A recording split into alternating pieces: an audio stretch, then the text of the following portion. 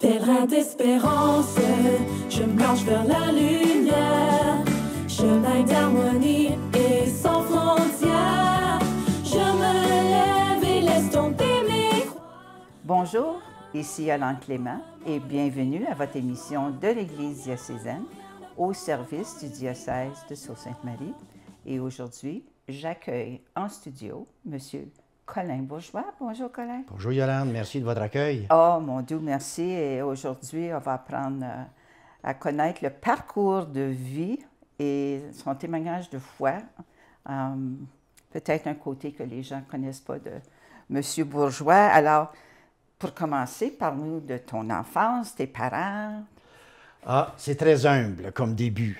Natif de Timmins, dans la paroisse déjà Saint-Antoine de Padoue, qui était la cathédrale dans ces années-là. Je vous recule dans les années 70-80, disons, lorsque le chanoine Anicette Morin en était le curé. Le jeune Roland Lapalme était nouvellement ordonné à la prêtrise. Et Gérard Deslandes de Earlton était son adjoint à la paroisse. Donc, c'est ça. On a grandi tout simplement, tout bonnement, dans toute humilité, dans le petit village de Timmins. Papa et maman ont eu 5 enfants. Alors, nous étions 7 dans une maison de 800 pieds carrés. On connaît ça. La fraternité puis le partage, on connaît ça. Alors, est-ce que tes frères, sœurs sont à Timmins? Non, tout le monde a pris le premier train en noirceur pour sortir de là. On a fait notre vie de jeunesse, on a pris le train de minuit, puis on est parti pour ailleurs. Le lendemain matin, personne ne s'est aperçu qu'on était absent. Il fallait partir pour l'université, pour le collège, pour le travail. Après avoir fait mes années à Toronto, je suis retourné pratiquer pendant 2 ans, puis Ottawa a appelé, puis j'ai laissé le bois pour aller à Ottawa, sur le bord du canal de Rideau, puis ça a été ça. Qu'est-ce que tu as fait à Ottawa? J'ai fait mes études, ensuite je suis allé à Ottawa. J'ai travaillé dans le domaine pendant 2 ans. Comme directeur? C'est ça. OK. Et puis j'ai retrouvé mes amis, eux, qui avaient pris des cours de 5 ans à l'Université d'Ottawa, mais qui flânaient après 3 ans, là. Alors, on s'est tous rencontrés, puis on s'est dit que la vie est belle, mais il fallait devenir sérieux, il fallait devenir adulte, puis se qualifier dans un domaine quelconque, puis faire du gros bon sens. Parce qu'on s'est amusé, mais on s'est amusé à l'ombre de l'Église. Et c'était bien. Le comité de la clé, comité liturgique pour les étudiants avec Roland Lapalme. Comme ça a été merveilleux. On a fait de l'animation à la messe de dimanche à 11h avec Paul-André Durocher puis Denise Durocher. On a fait ça ces belles années-là à Saint-Antoine de Padoue, qu'on appelait chez nous notre paroisse. Oui, alors, j'ai souligné tout à l'heure comme directeur, mais je vais donner plus de détails plus loin, mais c'est vraiment directeur de funérailles. Mais avant d'aller là, Colin, parle-nous de ta petite famille. Ah, ma petite famille. 2 beaux enfants, Martin, Nadine, c'est de toute beauté. Nos enfants sont nés dans la région d'Ottawa lorsqu'on s'est installé dans ces coins-là. On s'est mariés à Saint-Pascal-Bellon, juste l'autre côté de Rockland, Clarence Creek, parce que Anita était native de cette région-là. Mais le Grand Nord nous a rappelé en les années 84 et j'ai dit à mon père, « Papa, je m'en reviens dans le domaine, chez nous, dans le Nord. » Il n'était pas fier. Non? Dans ces années-là encore, rappelez-vous que, bon, il y a eu plusieurs grèves à l'INCO. Puis que l'économie était pas mal écrasée par terre dans les années 84. Puis papa, il disait, « Tu t'en viens dans une terre de misère. » Mais on a dit non, on se sent appelé, on se sent invité, on s'en vient. Ça fait que de retour dans le nord de l'Ontario au mois de mars 85. Wow. Alors, tu parlais du bois, tu as travaillé dans le bois. Ou comme étudiant, jeune adulte, qu'est-ce que tu as fait? Non, ma jeunesse a été passée sur la rue Birch, à Timmins, dans le nord. C'était dans le bois quand même. Dans le bois de Timmins, comme on vous dirait. Mais pendant l'été, je travaillais à la radio CFCL. J'ai fait, pour ceux qui s'en souviennent, le Hilltop Rendez-vous, où on se rendait là tous les soirs entre 10h et minuit, puis on faisait des requêtes musicales. On a fait ça, j'ai été nouvelliste, j'ai été chroniqueur à Radio CFCL, puis après ça, je suis parti pour Toronto pour le collège Humber. Oh, wow! Ouais. Et c'est là, qu'est-ce qui t'a déclenché? As-tu eu un genre de recherche de sens de ta vie? Non, je ne suis pas assez intelligent pour ça, là. Vous êtes trop profonde. Non, en fait, j'ai une paresse intellectuelle. Fait que moi, là, je travaillais doucement à la radio. Puis rappelez-vous, là, on est dans les années 75, 76, 77. Les salons funéraires appelaient au poste de radio pour faire annoncer les nécrologies. Bon, alors, fallait tout se faire dicter ça au téléphone, tout écrire ça, remettre ça sur document pour passer en onde. Fait que là, j'avais des salons funéraires du Nord qui appartenaient juste à une famille. Puis là, je fais une petite annonce publicitaire mal faite. Mais dans le Nord, tu avais les salons funéraires de la France, tu avais le salon funéraire Guénette à Kapuskasing, puis Guénette à Timmins, qui étaient toutes la même famille francophone catholique. Alors, je parlais à Paul Émile, je parlais à François Guénette à tous les jours, puis il disait, bon, un tel est décédé, rédige-moi un avis de décès. Ah, on va faire ça, nous autres, au téléphone. C'est ça. Tu sais, un V puis un P, c'est pas pareil, mais au téléphone, ça fait ça.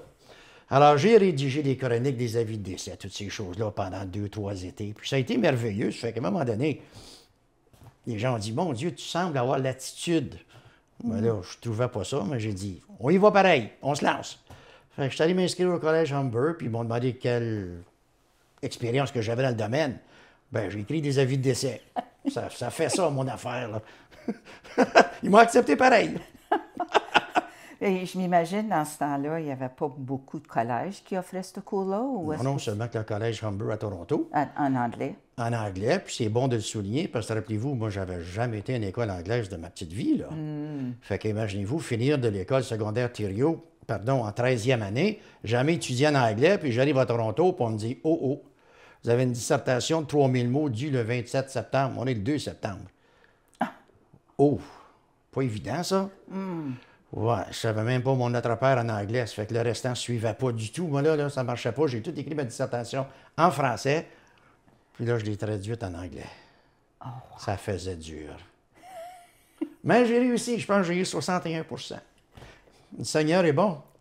C'était un cours de 2 ans, peut-être? Un cours de 2 ans avec une 3e formation. Ça fait que par le temps que tu obtiens une licence, un certificat pour pratiquer, ça te prend presque 2 ans et demi, 3 ans.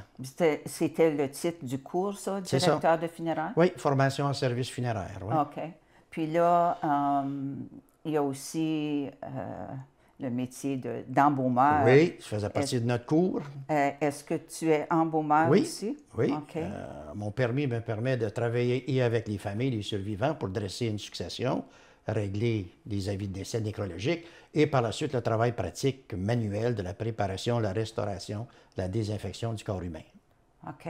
Alors, puis de là, quand tu as gradué, oui, c'est là où tu es venu dans le Nord. C'est ça. Je suis revenu, puis je m'ennuyais un peu, puis j'avais vu à un moment donné qu'il y avait des cours qui s'offraient en suivi et en counseling en deuil. Bon, c'était un petit début de cours de psychologie du deuil, là, allez-y pas trop profondément, c'est pas ça, là. Mais j'ai pris une licence collégiale afin de pouvoir suivre, conseiller et appuyer les gens dans le deuil. Cette partie-là du travail m'a beaucoup plus avancé personnellement, spirituellement, que tout le reste du travail. Puis rendu ici à Sudbury, peut-être vous en rappelez, dans les années 80, avec l'ami Marcel Lefebvre, qui était diacre à Sainte-Anne, on a formé une équipe d'intervention.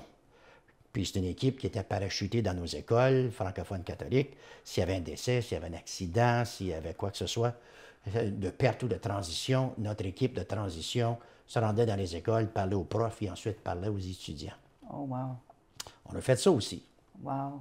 C'est preuve que ça ne prend pas de l'intelligence. Ça prend de la foi. Ça prend et du cœur.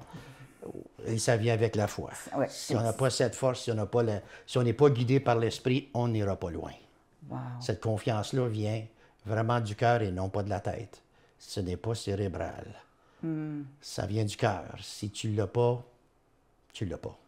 Tu ne devrais pas être dans le domaine.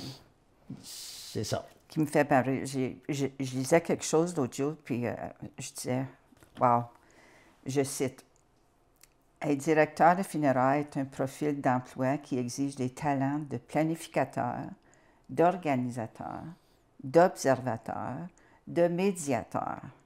Mais avant tout, ce qu'on retient, c'est sa demande de profondes qualités humaines qui permettent d'avoir le cœur ouvert à son prochain. » C'est bien dit. Vous avez parlé à maman? Non. C'est elle qui a écrit ça pour moi, là. Non. J'ai pas tous ces talents et qualités que vous énumérez. Je suis à l'écoute. C'est Madame Internet. Ah, elle est bonne. L'écoute attentive, la foi, mais surtout juste d'aimer. D'aimer sans condition. Ça n'a pas besoin d'être intelligent, ce que tu me dis, je t'aime quand même. Sans jugement. Puis on va cheminer. On va passer la transition, on va survivre cette perte-là, mais il faut s'appuyer sur quelque chose. Un, la foi. Deux, l'humanité. De croire en l'individu qui est devant toi, qui vit une période de perte ou de transition. C'est une grâce. Puis Jean-Marie Paiement, pour ceux qui s'en souviennent, Monseigneur Jean-Marie nous disait toujours, tout est grâce. Sans la grâce de Dieu, on n'est pas là. Alors, moi, ça m'a porté pendant 46 ans. Les gens pensent que je suis intelligent, mais c'est pas ça. C'est la grâce de Dieu, c'est la foi, c'est la bonté, c'est l'amour des gens. Mais bon Dieu, tu as quand même donné une intelligence pour pouvoir reconnaître ça. Un peu. Oui, il m'en a donné un peu. Je me suis débrouillé. Mais alors, je lisais d'autres choses aussi qu'il décrivait un directeur de funérailles comme un ange gardien au service des familles. Oh là. Puis, quand Merci. ça ne va pas être facile, vous devez vivre des situations difficiles et jouer un rôle de conciliateur. Oui. Je veux dire, vous parlez des familles brisées, vous voyez des enfants décédés. Ça ne doit pas être facile. Des situations très difficiles, mais ce sont des situations vraies. Il faut ramener l'humanité là-dedans. Il faut ramener l'amour de Dieu. Il faut ramener la grâce de Dieu. Puis on vient à bout. Les gens ont toujours du potentiel. Il faut aller le réveiller. Il faut tenir cette lampe-là allumée. Même si elle n'est pas forte, la lumière, là, ça peut être un 20 watts pour l'instant, c'est correct. Ça va revenir tantôt. À un moment donné, ça va illuminer la pièce. Mais à ce moment-ci, oui, aux premiers instants, on est à un niveau assez inférieur, puis c'est pas facile. Un esprit brisé, un moral détruit, sans confiance et sans foi. C'est pas évident, il faut rebâtir de la fondation même. Tu dois voir la différence entre quelqu'un qui a la foi Oui. et l'espérance et savent qu'une vie éternelle après, ou quelqu'un qui n'a pas cette réalité-là. Il y a une belle différence dans la façon de voir la perte et la transition de celui ou celle que vous avez aimé. Lorsqu'on a la foi, on questionne beaucoup plus. Puis je vous dirais qu'on questionne avec l'idée de peut-être mettre les grands pouvoirs au défi et de dire, Dieu, si tu existes vraiment, où es-tu? Dans mon grand vide, dans les ténèbres, dans la noirceur, où es-tu? Tandis que quand on n'a pas la foi, c'est c'est ça, c'est vide, la mort c'est vide, c'est fini, il n'y a rien.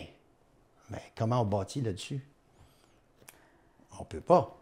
Alors, il faut aller réinstaurer la foi, il faut aller chercher. Je leur dis toujours, écoutez les amis, votre mère n'était pas seule à son décès. Dieu était là. Dieu était à côté du lit et a dit, viens ma belle Cécile, viens à ton tour recevoir l'héritage qui t'a été promis depuis ton baptême et pour toujours. Viens longtemps, viens tout le temps. On est chez vous au royaume de Dieu. Puis dans le deuil, c'est ce qu'on leur dit souvent. Dieu va répondre à tes prières de 3 façons. Il va dire, non, mon enfant, je t'aime trop, tu mérites mieux. Il va dire, oui, mon enfant, je te l'accorde avec joie. Ou enfin, Dieu va dire, enfin, tu reviens chez toi. Viens, mon amour. Puis c'est comme ça qu'on vit le deuil. On va aller chercher la réponse de Dieu. Fait qu'il n'y a personne qui meurt seul. Dieu est toujours là. Il faut savoir le reconnaître. C'est tellement bien dit, Colin. Comment transiger avec des gens qui ne veulent pas entendre le mot Dieu dans leur vie? C'est merveilleux parce qu'ils ont un différent nom. Mais ils ont une croyance dans une force supérieure. Ça peut être le Créateur, ça peut être l'univers, ça peut être l'aurore boréale des lumières du ciel. Des vrais athées, j'en ai pas rencontré encore. Mais des gens qui me disent, ben moi je crois pas à ça, mais je t'ai pas demandé dans quoi tu crois pas. Parle-moi de ce que tu crois. Ah, on est une force. Ben oui, mais l'amour, c'est une force, Ben oui, M. Bourgeois, vous avez raison. Ben l'amour, ça vient de... Bon, la phrase se finit bien pour ceux qui croient. L'amour vient de Dieu. Là où il y a l'amour, Dieu est présent. Alors les gens disent, ouais, là, t'es rendu loin dans ton affaire. Ben, excusez-la, celle-là, on revient à vous. Mais quelle est cette force? Ben, c'est une force qui nous unit, qui nous garde sains et saufs. Et vous appelez ça, l'univers. C'est beau. C'est un autre nom pour Dieu. Voilà. Il faut donner raison à ceux qui disent « je ne crois pas ». Ben, je te crois que tu ne crois pas. Travaillons avec ça. Ben là, tu me niaises? Non, je vais aller te découvrir. Parce que je t'assure que si tu ne reconnais pas Dieu, Dieu te reconnaît quand même. Dieu ne t'abandonnera jamais. Il est Dieu pour tous ses enfants. Il est amour pour tous ceux qui sont sur cette terre. Les gens vont apprendre ça dans le deuil. Mais c'est pas évident, c'est pas manifeste. Tu sais que poser des questions, c'est un signe de curiosité, puis c'est un signe d'intelligence. Alors, tu l'as. Je dois l'avoir à quelque part. C'est beau. Puis quand on fait du counseling en deuil, puis les gens sont vraiment choqués, puis sont vraiment déçus. C'est beau et c'est grand. Puis on les encourage toujours. Puis on leur dit, écoutez, là, brûlez ça, ce pont-là, détruisez tout ce qui fait le lien avec le passé et vos histoires de 1932. C'est fini, ça. Dieu a grandi, l'image de Dieu a changé. Mais quand tu brûles le pont, rappelle-toi, il va falloir que tu en bâtisses un autre. Mais ce nouveau pont qui va faire le lien entre le passé, puis le présent, puis l'avenir, va être beaucoup plus solide. Alors, tu vas réévaluer tes valeurs. Ça va prendre 6 mois, 8 mois, 1 an. Mais tu vas le bâtir. Et là, ce qu'on dit aux gens, ben, vous êtes vraiment enragés, là. Vous êtes choqués contre Dieu. Et c'est bien. Dieu vous aime. Dis-y le fond de ta pensée. Mélange pas tes mots. Dieu est amour, Dieu est miséricorde. Il va te comprendre, lui. Il veut t'entendre. Il veut t'entendre, mais sois prêt à l'écouter à ton tour. C'est pas juste sens unique, cette affaire-là. Alors, les gens, souvent, vont faire leur démarche tranquillement, à leur niveau, à leur compréhension.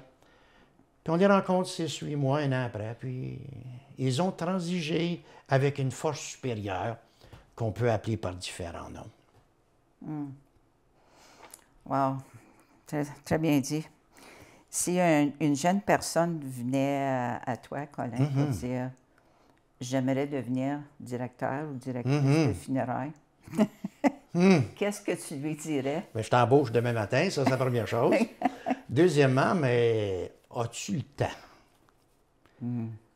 Parce qu'il y a des domaines qui demandent que tout ton temps soit donné aux autres. Où le cadran n'arrête pas à 5 heures puis il recommence à 9 heures le lendemain matin. Es-tu disponible? As-tu un cœur ouvert?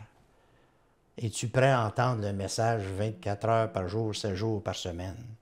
Parce que lorsque la détresse sonne, il faut répondre. Alors, ton téléphone est toujours ouvert 24 Mon heures. téléphone, mes 2 téléphones. Il y a 2 téléphones, toujours en ligne. Ça fait que si le premier ne répond pas, le deuxième va répondre. Si la première ligne est occupée, la deuxième ligne va répondre. Il faut être à l'écoute. C'est pas évident, c'est pas facile, puis je vous assure que ça demande beaucoup dans une famille. Il y a des temps pour la famille, il faut comprendre ça. Là. Je ne peux pas dire qu'on devrait travailler là, à fond tout le temps, mais quand on se donne à plein. Puis quand on se repose, mais c'est la même méthode. On décroche, on laisse tout tomber, on part en voyage, on s'en va nulle part, mais écoutez, avec les technologies aujourd'hui, les gens vous trouvent partout. C'est vrai. Tu peux être sur la plage en Jamaïque, puis il y a quelqu'un qui t'arrive, tu dis « Ah, ben salut! » Mais Dieu est bon, Dieu est amour. C'est comme ça qu'on vit. Et comme tu dis, ton épouse t'a appuyé toutes ces années-là. J'ai toujours eu de l'appui de ma famille. Wow. Mes enfants, et j'en dis, en fait, c'est probablement pas pour ça que ma fille m'a déjà dit « Papa, je ne ferai jamais ce que tu fais. » Puis après 3 autres métiers, elle est revenue. Wow. Bon, ben, c'est ça. La vie est belle comme ça. Et là, ben, comme la carrière commence à tranquillement s'éteindre, Dieu merci, ça serait beau de prendre une belle petite retraite, puis se retirer, puis être plus privé en famille, mais ça, on verra. On n'est pas encore rendu là, mais ça approche. Pour les gens à l'écoute, les deux, on est encore à l'œuvre. 46 ans de métier, puis je me dis, c'est pas possible, je vais avoir une médaille de 50 ans. Ah non! Bien, Ici, pour moi, c'est du bénévolat, mais j'ai quand même un emploi que j'adore et que j'aime, et j'aime travailler. C'est ça. Puis aider les gens, être à l'appui des gens, c'est Ouais. ce qui compte. Puis d'aller un petit peu plus loin vers les gens, puis d'écouter ces gens-là, puis aider ces gens-là. Mais c'est exactement ce à quoi on est appelé. Oui, Mais pour rester fort, pour rester ouvert, il faut savoir être à l'écoute, il faut aimer Dieu. oui, oui. Sans l'amour de Dieu, sans la grâce de Dieu, on est à nulle part, puis on fait rien, on fait du surplace. Puis croyez-moi, dans une carrière professionnelle, à un moment donné, quand tu frappes le mur, et on l'a tous rencontré, ce beau mur, ça prend quelqu'un ou quelque chose pour te relever, pour te redonner la force et la motivation. Et c'est là qu'on perd beaucoup de nos professionnels. Ils frappent ce fameux mur physique, psychologique à un moment donné, puis ils se disent, bah, Ouais. je suis plus capable, j'ai plus la force, je me sens vide, je me sens même pas aimé ou apprécié. Ben, embarquez dans le bateau, on est tous là. Faut se relever puis commencer à aimer à nouveau. Ouais. L'amour invite, l'amour partage, l'amour ne se ferme pas sur elle-même. Puis l'amour de tout le monde, du prochain. Si tu aimes Dieu, le plus que tu aimes Dieu, le plus que tu vas aimer ton prochain.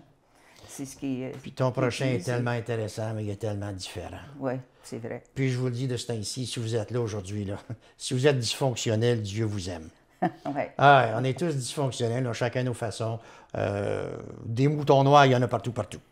On a changé la couleur du troupeau chez nous, là. Si on en trouve un blanc qui est pur, on ne le croit pas encore. Ça peut pas être vrai, là. Il y a d'autres choses cachées encore. Écoute, est-ce qu'il y a une personne qui t'a inspiré dans Bon Dieu, j'en tes ai années, ta jeunesse, dans ta J'en ai eu carrière? tellement. Roland Lapalme a été merveilleux. Il était tout jeune prêtre, nouvellement ordonné, puis il l'avait, là, lui. Il l'a encore, mais il était tout feu, tout flamme dans ces années-là, puis il nous enseignait des choses, puis il nous disait des choses, puis on se disait, c'est vrai ça? Comment tu sais ça, toi? Parce qu'il l'avait vécu. On le voit, ça. Quand je suis arrivé à l'ancienne église Notre-Dame de l'Espérance, à Val-Caron, dans les années 85, Hatché Leclerc. Incroyable. Hatché Leclerc disait, moi, là, je suis citoyen du ciel. Mon passeport, c'est mon certificat de baptême. Ouais. Bon, en voilà une chose à dire, toi. C'est Ça- donc vrai. Ça passe pas à Walmart, mais ça passe ailleurs, ça a de l'air. Fait qu'Hatché nous enseignait des choses dans une très grande simplicité. Oui.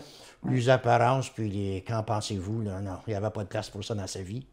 Pourtant, c'était un homme intellectuel comme deux. Tu avais des chorales avec lui à Oui. Notre-Dame de l'Espérance? Hatché a été fort. Il y en a eu tellement de ça dans ma vie. Ouais. Ça a toujours été des gens de grande force. Je vous avoue, dans le grand secret, que Sœur Rosemary, Sœur de l'Assomption, en 9e année, a fait un don de charité. À la fin de l'année, mon bulletin disait 39. Ouch! Ouch! Ouais, mathématiques, là, c'était pas pour moi. Là, puis être comptable, encore moins. Puis Sœur Rosemary m'a donné un 62. Ouais, merci, Sœur Rosemary. Vous êtes bien gentil, merci. Ouais. Mais j'aurais décroché à ce moment-là. Oui. Ouais. Écoutez, le 39, là, c'est ton bulletin de fin de l'année en 9e année, ça ne t'encourage pas à continuer, là. Non. Je me suis dit, je m'en vais en mécanique auto au cours de 2 ans, puis je change l'huile des voitures, moi, là. Ce qui est très honorable en passant. Oh, oui. Mais Sœur Rosemary, elle a dit, non, toi, tu t'en vas plus loin, mais t'es faible là. Non, elle voyait du potentiel et de l'intelligence dans notre Peut-être. cher Colin. Écoute, avant de quitter, là, déjà, là, on arrive à la fin quasi de l'émission. Est-ce qu'il y a un texte biblique qui t'inspire? Absolument. Le Seigneur est mon berger. Rien ne saurait me manquer. Il me manque de rien. J'ai tout ce que j'ai besoin. Puis un saint ou une héroïne ou héros qui Le t'inspire? frère André à l'oratoire nous a beaucoup inspirés. En fait, il était miraculeux. On se frottait avec son huile, puis son onguent, puis on guérissait tout chez nous. Ça fait que, C'est vrai. à part que le docteur J.O. Lambert, qui avait du sirop miraculeux, qui avait l'huile du frère André de l'oratoire Saint-Joseph, on a toujours eu ça, nous autres. Ouais. Oh, wow. Y a-tu quelque chose que tu aimerais Ben, merci à tous finir ceux avec? qui m'ont aidé à grandir dans ma foi, dans ma vie, depuis 46 ans. Merci au diocèse de nous donner la chance de nous exprimer comme laïcs, comme personnes très ordinaires qui œuvront dans des domaines terrestres qui affecte plusieurs gens, mais on ne cherche pas la reconnaissance ni les remerciements publics. Merci à vous de ce témoignage. Bien, ça a été un plaisir de t'écouter et Merci. d'entendre et de rire ensemble. Oui. Alors, que Dieu continue à te bénir dans ta mission. Je le souhaite. On Peu en a importe besoin. si 5 ans, 7 ans ou 10 ans. On va suivre l'Esprit, il va nous guider à quelque part. Et je suis certaine que tu dois sentir l'Esprit souvent. Ah, souvent, il va nous guider sans défaut. Il faut y faire confiance. Je dis toujours aux gens, moi, quand je joue le piano, c'est l'Esprit qui Oui. me guide, c'est pas moi qui joue. Avec son aide, on peut faire tout. Hein? S'il pouvait juste me guider en Floride ou en Jamaïque, ça serait peut-être mieux, mais en tout cas, on est là pour tout de suite. Là. Je serais inspiré sous les palmiers, mais ça n'a pas de l'air que c'est cette année. Ah, en tout cas, merci encore. Merci. Puis, et vous, à la maison, merci d'avoir été des nôtres et j'espère que vous avez apprécié cette émission ici à l'Anne-Clément pour l'Église diocésaine avec Guillaume, notre technicien. Au plaisir de vous revoir. À la prochaine.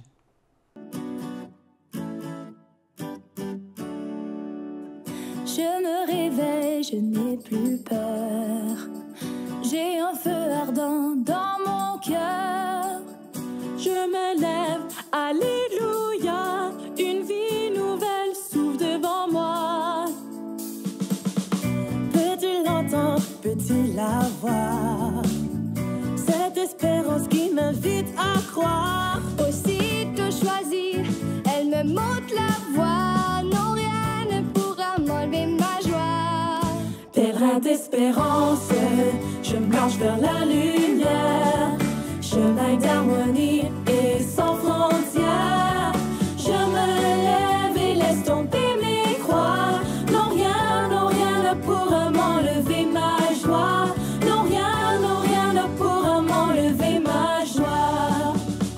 Quand les montagnes sont trop hautes, que j'en arrive plus à monter la côte, je ne suis pas seule, tu es avec moi, car rien ne pourrait m'enlever ma joie. Pèlerin d'espérance, je marche vers la lune.